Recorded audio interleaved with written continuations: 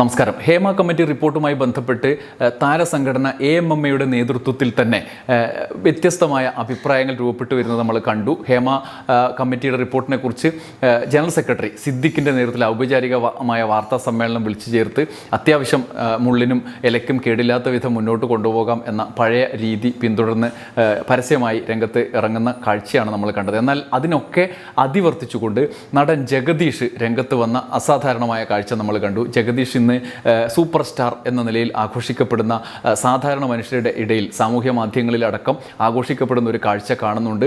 ഇത്തരം വിഷയങ്ങളിൽ WCCയെ അദ്ദേഹം ശ്ലാഘിക്കുന്നുണ്ട്. ഒപ്പം പാർവതി ഉൾപ്പെടെയുള്ള ആളുകളുടെ ശ്രമങ്ങൾ, സ്ത്രീകൾക്ക് വേണ്ടിയുള്ള ശ്രമങ്ങളെ അദ്ദേഹം പിന്തുണക്കുന്നുണ്ട്. ഇനി കോൺക്ലേവ് വിളിച്ചു ചേർത്താൽ WCC ഉന്നയിക്കുന്ന ആരോപണ വിധേയരായ ആളുകളെ മാറ്റി നിർത്താൻ സർക്കാർ തയ്യാറാകണം എന്നുവരെ പ്രത്യാശാഭരിതമായ ആവശ്യവുമായി അദ്ദേഹം രംഗത്ത് വരുന്നുണ്ട്. ചില നടന്മാർ അത്തരത്തിലുള്ള ആവശ്യങ്ങളുമായി രംഗത്ത് വരുന്നുണ്ട്. പൊതുസമൂഹത്തിന് പ്രത്യാശയുണ്ടാക്കുന്ന പ്രതികരണങ്ങൾ നൽകുന്ന ഘട്ടമാണ്. ഈ ഘട്ടത്തിൽ ഞാൻ മറ്റൊന്നുമല്ല ഈ വീഡിയോ കൊണ്ട് ഉദ്ദേശിക്കുന്നത്. ജഗദീഷിനെ കുറിച്ച് മുമ്പ് ചെയ്ത ജഗദീഷിൻ്റെ ചലച്ചിത്ര മേഖലയിൽ വലിയ താരരാജാക്കന്മാർക്കൊപ്പമൊക്കെ ഗ്യാങ്ങിലൊക്കെ കൂടി നടക്കുന്ന ആളാണെന്നുള്ള കൂട്ടത്തിൽ കരുതുന്ന വെറുമൊരു നടനായി, തമാശ നടനായി പലരും കരുതിയിരുന്ന ജഗദീഷിൻ്റെ മാറ്റത്തിൻ്റെ ഒരു കാലമാണ് ഇത്. അദ്ദേഹം ഈ പറയുന്ന പോലെ ഗൗരവമുള്ള വിഷയത്തിൽ ഗൗരവമുള്ള ഇടപെടൽ നടത്തുന്നു എന്നുള്ളതിനൊപ്പം തന്നെ അദ്ദേഹത്തിൻ്റെ ക്യാരക്ടറുകളിലും അദ്ദേഹം സിനിമയിലെ ശൈലിയിലും അടക്കം വലിയ വിപ്ലവകരമായി സ്വന്തം കരിയറിൽ മാറ്റം വരുത്തിയ ഒരാളാണ്. അദ്ദേഹത്തിൻ്റെ കഥാപാത്രങ്ങളെക്കുറിച്ച് കുറച്ച് നാൾ മുമ്പ് ചെയ്തൊരു വീഡിയോ ഉണ്ട്. അദ്ദേഹത്തിൻ്റെ ചലച്ചിത്ര യാത്രയിലെ ആ മാറ്റത്തെക്കുറിച്ചുള്ള വീഡിയോ നിങ്ങൾ മുമ്പിലേക്ക് ഒന്ന് റിപ്പീറ്റ് ചെയ്ത് അവതരിപ്പിക്കുകയാണ്. ദശകങ്ങൾക്ക് മുമ്പുള്ള ഒരു കഥയാണ്. നവോദയ ഒരു സിനിമ ഒരുക്കുകയാണ്. നവോദയയുടെ സിനിമ എന്ന് പറഞ്ഞാൽ വലിയ പ്രതീക്ഷയൊക്കെ ആയിരിക്കുമല്ലോ. അന്നേരം ഒരു 3D സിനിമ മലയാളത്തിൻ്റെ ചരിത്രത്തിൽ ആദ്യമായിട്ട് ഒരുക്കുകയാണ്. പേര് മൈ ഡിയർ കുട്ടിച്ചാത്തൻ. അപ്പോൾ സിനിമ ഒരുക്കുന്ന സമയത്ത് സിനിമയിലേക്ക് ഒരു പ്രധാനപ്പെട്ട കഥാപാത്രത്തെ അവർ കണ്ടുവച്ചിരുന്നത് NF വർഗീസിനെയാണ്. പ്രധാനപ്പെട്ടതൊന്നുമല്ല, വലിയ പ്രാധാന്യം കുറഞ്ഞതാണ് എന്ന് പറഞ്ഞ് NF വർഗീസ് ആ കഥാപാത്രം ചെയ്യാൻ ഞാനില്ല എന്ന് പറഞ്ഞു. അങ്ങനെ സംവിധായകൻ ജിജോ അസോസിയേറ്റ് ഡയറക്ടറായ രാജീവ് കുമാറിനോട് ചോദിച്ചു, ഇനി എന്താ ചെയ്യുക? അപ്പോൾ പറഞ്ഞു, പുതുമുഖങ്ങളെ വിളിച്ചിരുന്നല്ലോ, അപ്പോൾ അതിലെ പട്ടിക നമുക്ക് എടുത്തിട്ട് ഒരാളെ സെലക്ട് ചെയ്യാം. അപ്പോൾ തന്നെ രാജീവ് കുമാർ ഒരു ആളുടെ പേര് നിർദ്ദേശിച്ചു. അയാളുടെ പേര് നിർദ്ദേശിച്ചപ്പോൾ ഇയാൾ കൊള്ളുമോ, പറ്റുമോ എന്ന് ചോദിച്ചു. എന്തായാലും ചെറിയ റോളാണല്ലോ, ചെറിയൊരു അനൗൺസറുടെ റോളാണ്, അപ്പോൾ നമുക്ക് വിളിക്കാം എന്ന് പറഞ്ഞു. അങ്ങനെ ഇരിക്കെ അദ്ദേഹത്തെ വിളിപ്പിച്ചു. അയാളൊരു അധ്യാപകനാണ്. പിന്നെ മൂപ്പര് ചെറിയ നാടകങ്ങളൊക്കെ ചെയ്തിട്ടുള്ള ശീലമുണ്ട്. റേഡിയോയിലൊക്കെ എന്തൊക്കെ പരിപാടികൾ അവതരിപ്പിച്ചിട്ടുണ്ട് എന്നൊക്കെ പറഞ്ഞ് ജിജോ പറഞ്ഞു, എന്നാൽ പിന്നെ മൂപ്പരെ വിളിക്കുന്നു പറഞ്ഞു. അങ്ങനെ അദ്ദേഹം നവോദയയുടെ ചിത്രീകരണ സ്ഥലത്തേക്ക് എത്തി. ചിത്രീകരണ സ്ഥലത്തെത്തിയപ്പോഴാണ് ചെറിയ റോളാണ് എന്നൊക്കെ പറഞ്ഞു. അപ്പോഴാണ് പറഞ്ഞത് ഇനി NF വർഗീസ് ഒഴിവാക്കിയിട്ട റോളാണ്. അപ്പോൾ മൂപ്പർക്ക് ഭയങ്കര നിരാശയായി. നിരാശപ്പെടേണ്ട എന്നുള്ളൊരു സാഹചര്യമാണല്ലോ, എങ്ങനെയെങ്കിലും സിനിമയിൽ അഭിനയിക്കണം. അങ്ങനെ ആദ്യത്തെ സിനിമയ്ക്ക് വേണ്ടി വന്നതാണ്. അങ്ങനെ അഭിനയിപ്പിക്കാൻ വേണ്ടി സീൻ പറഞ്ഞു കൊടുത്തു. സീനിൽ ഒറ്റ ഡയലോഗേ ഉള്ളൂ. അനൗൺസറാണ്, സർക്കസിൻ്റെ അനൗൺസറാണ്. ലേഡീസ് ആൻഡ് ജെന്റിൽമാൻ, വരൂ വരൂ, സുന്ദരിമാരുടെ നൃത്യങ്ങൾ കാണാൻ, കണ്ടാസ്വദിക്കാൻ വരൂ വരൂ, കടന്നു വരൂ. You have nothing to lose but 2 rupees, they have nothing to lose but their clothes എന്നാണ് ഡയലോഗ്. അപ്പോൾ മൂപ്പർക്ക് അത് ഒന്ന് പരിഷ്കരിക്കണം തോന്നി. അപ്പോൾ ഒഴിവ് കിട്ടിയ സമയത്ത് ഈ ഡയലോഗ് കയ്യിൽ തന്ന് ഷൂട്ടിങ്ങിന് മുമ്പുള്ള ഒഴിവ് സമയത്ത് മൂപ്പര് അതിനകത്ത് കുറച്ച് ഡയലോഗ് കൂടുതലായി, മൂപ്പരെ കോളേജിൽ നിന്നൊക്കെയുള്ള പരിചയമൊക്കെ വെച്ചിട്ട് കൂടുതലായി ഡയലോഗ് ചേർത്തു. കുറച്ച് ആൾക്കാർക്ക് പേരൊക്കെ കൊടുത്തു.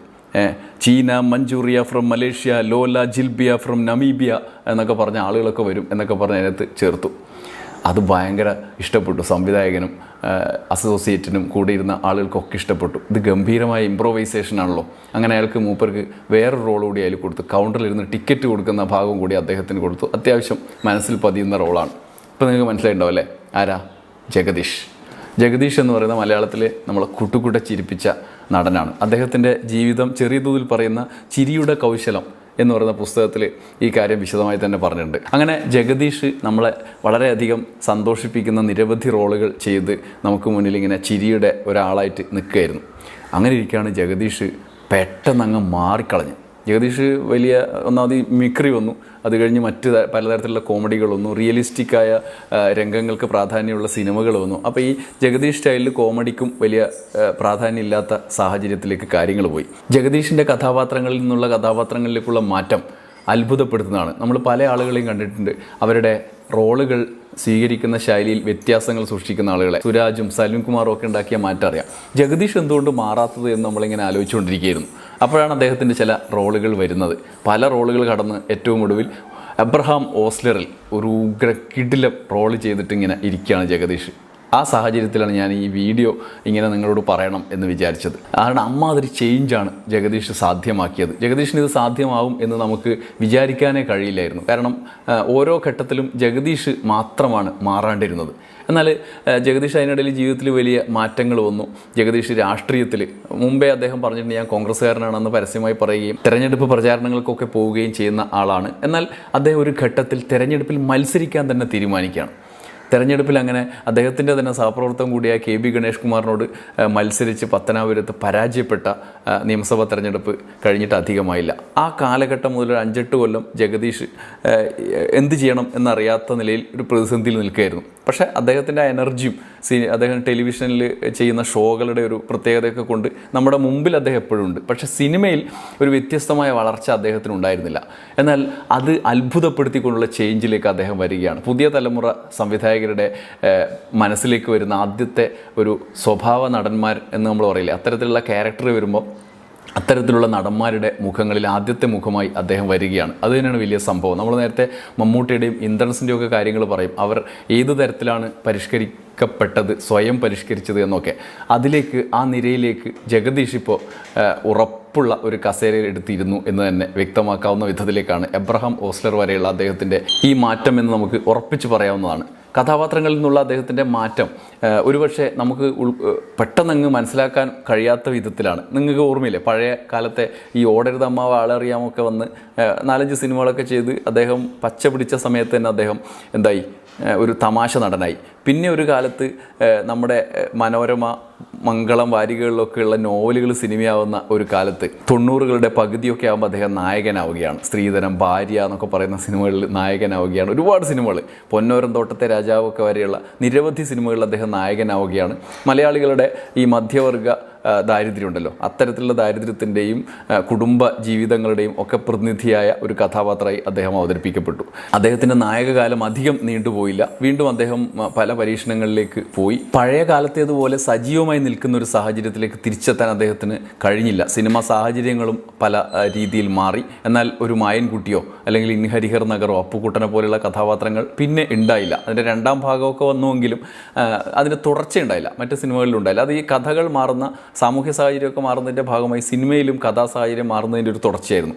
എന്നാൽ ജഗദീഷ് പിന്നീട് മെല്ലെ വലിയ തോതിൽ മാറുന്നതാണ് നമ്മൾ കാണുന്നത്. കഴിഞ്ഞ 1-2 വർഷം ജഗദീഷ് ചെയ്ത കഥാപാത്രങ്ങൾ നോക്കിയാൽ നമ്മൾ പെട്ടെന്ന് ഓർമ്മയിലേക്ക് വരില്ലെങ്കിലും ഓരോന്ന് പേരെടുത്ത് നോക്കിക്കഴിഞ്ഞാൽ നമ്മൾ അത്ഭുതപ്പെടുത്തുന്ന മാറ്റാണ്. കുറച്ചു കാലം മുമ്പാണ് രഞ്ജിത്തിൻ്റെ ലീല എന്ന സിനിമയിലൂടെയാണ് അദ്ദേഹത്തിൻ്റെ പ്രധാന ടേണിംഗ് പോയിന്റ് എന്ന് തോന്നുന്നു. അതിനുശേഷം അത് പക്ഷേ അധികം ശ്രദ്ധയൊന്നും നേടിയില്ല.